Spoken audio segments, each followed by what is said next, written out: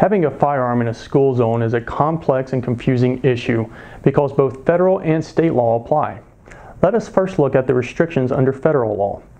The Gun-Free School Zones Act prohibits an individual from possessing a firearm within 1,000 feet of a school. However, there are several exceptions to this prohibition. The three most common exceptions are: 1. You have an unloaded firearm that is locked in a container or locked in a rack in your vehicle. 2. You possess a concealed carry license from the state in which the school is in. So under federal law, a Florida CWFL holder would be allowed to possess a firearm within 1,000 feet of a school located in Florida. But if that CWFL holder travels to Texas, he or she would not be allowed to be within 1,000 feet of a Texas school. 3. You are on private property. For example, your house is located within 1,000 feet of a school zone. Florida state law is different than federal law.